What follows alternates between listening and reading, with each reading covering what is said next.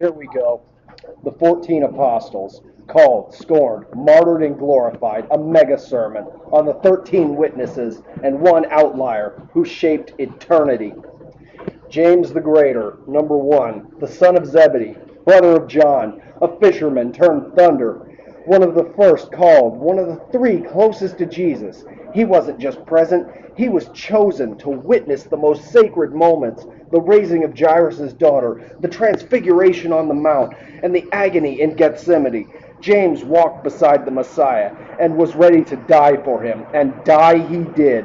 Acts 12 tells us he was the first apostle to be martyred. Herod Agrippa ran him through with the sword around 44 AD. But death wasn't the end, it was his coronation. They silenced his voice on earth, but his thunder still echoes in heaven. John, number two, the brother of James, the beloved disciple, the youngest of the 12, but also the last to die, the one who laid his head on Christ's chest at the Last Supper, and the one who stayed at the cross to watch him die. The Romans tried to kill him, boiled him in oil, but he didn't die, so they exiled him to the rocky island of Patmos. There, alone in exile, the heavens opened, and he penned Revelation, the last word of warning and glory. And he gave us the gospel of divine intimacy. In the beginning was the Word, and the Word was with God, and the Word was God. John died in Ephesus around 100 AD, the last living witness of Jesus Christ in the flesh, boiled, exiled, and yet unbroken. Number three is Simon Peter, a fisherman who always spoke first and often got it wrong, a man who walked on water for a moment, then sank, the one who swore loyalty unto death and then denied Christ 3 times before the rooster crowed. And yet Jesus didn't cast him away. He restored him. 3 denials, 3 "Do you love me's, and 3 commands to feed the flock on Pentecost. Peter roared. Thousands were saved.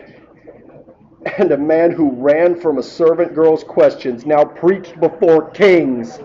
Tradition says Nero had him crucified upside down. At Peter's request, he didn't consider himself worthy to die like his Lord. From denier to defender, from sinking to soaring, he became the rock, not because he was unbreakable, but because grace forged him strong. Andrew is number four, Peter's brother, the first one called, the quiet bringer. He wasn't loud like James or bold like Peter. He brought others to Christ. He brought Peter. He brought the boy with loaves and fishes. He brought Greeks seeking Jesus. Tradition says he preached in Scythia, Greece, and Byzantium, and died crucified on an X-shaped cross in Patras, tied, not nailed, so the pain would linger. He hung for 2 days, still preaching the gospel from a cross, and let me say, that's pretty metal. He was the first to say yes, and the last to shut up, even in death. Number five is Philip. He found Nathanael and said, "We've found him," and dragged him to Jesus. He asked Jesus, "Show us the Father," and got the reply, "If you've seen me, you've seen the Father." He carried the gospel to Phrygia and Hierapolis, where tradition said he was tortured and crucified. Nails didn't silence him. Pain didn't stop him. The man who wanted to see the Father now stands face to face with him. Bartholomew, or Nathanael, is number six. He began skeptical. Can anything good come out of Nazareth? But once he met Christ, he followed fully. He took the Gospels east, Armenia, Mesopotamia, even India. He debated with pagan priests, healed the sick, and cast out demons. The price? They skinned him alive. Most men screamed. Bartholomew continued to preach his lungs out. They cut his flesh, but not his faith. His name etched in the foundations of heaven, not because he was loud, but because he bled well. Number seven is Thomas. Everyone remembers doubting Thomas. Few remember his fire. He wouldn't believe unless he touched the wounds, and Jesus let him.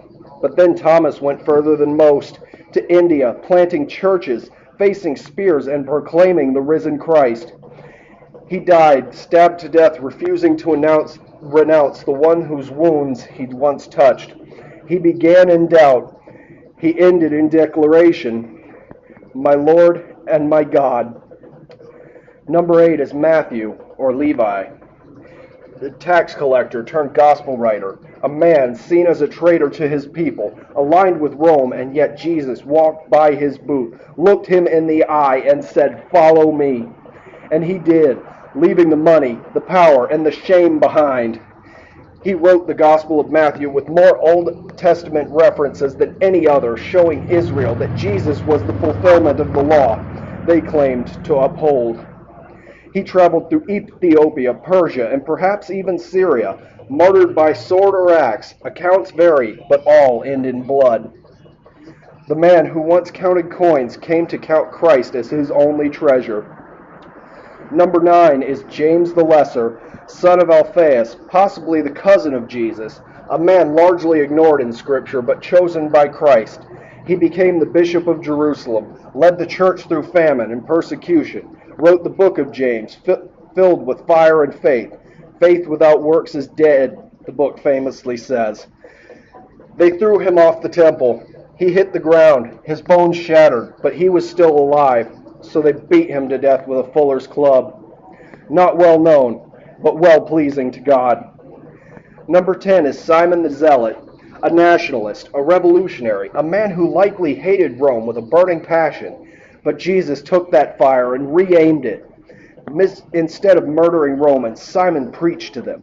Instead of killing for freedom, he died for truth. He may have traveled with Jude, preaching Persia and beyond.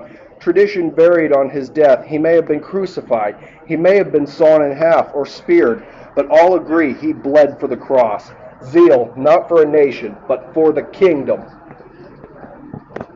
Number 11 is Jude, Thaddeus. "Why do you reveal yourself to us and not the world?" he asked Jesus famously. Jesus answered with promises of love and the Spirit. He wrote the book of Jude, warning of apostasy, urging the church to contend for the faith. He traveled through Syria, Mesopotamia, and Persia, martyred by club or axe, but faithful to the end. And he definitely wasn't the same as Judas Iscariot, Jude the faithful. Number 12 is Matthias, the man chosen to replace Judas Iscariot. He wasn't random. Acts says he walked with Jesus from the beginning. He had seen the miracles, heard the sermons, watched the crucifixion, and witnessed the resurrection. Chosen by lot, but not by chance, he preached in Cappadocia, Armenia, and near the Caspian Sea, martyred by stoning and beheading. Yeah, they couldn't just stone him to death, they had to take his head off too. His name isn't in the Gospels, but it's carved in heaven. Number 13, unlucky 13, is Judas Iscariot, the betrayer, the thief, the snake at the table. He walked with Christ. He performed miracles. He kissed the face of God and still chose silver over salvation. He sold Jesus for 30 coins, the price of a slave at the time. Then guilt swallowed him whole. He hanged himself and his guts spilled open in a field bought with the blood money. He knew the truth. He heard the word, but his heart was never changed. Proximity to Jesus is not the same as intimacy with him. And number 14 is Paul, Saul of Tarsus, the outlier. Not chosen during Christ's ministry, but chosen nonetheless. He started as a Pharisee, zealous, brilliant, violent. He held the coats while Stephen was stoned. He dragged the believers from their homes. Then Christ blinded him on the road to Damascus and gave him new sight.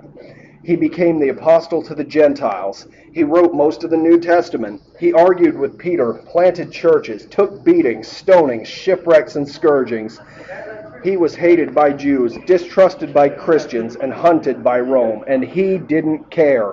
Tradition says Nero had him beheaded. The killer of saints died as one.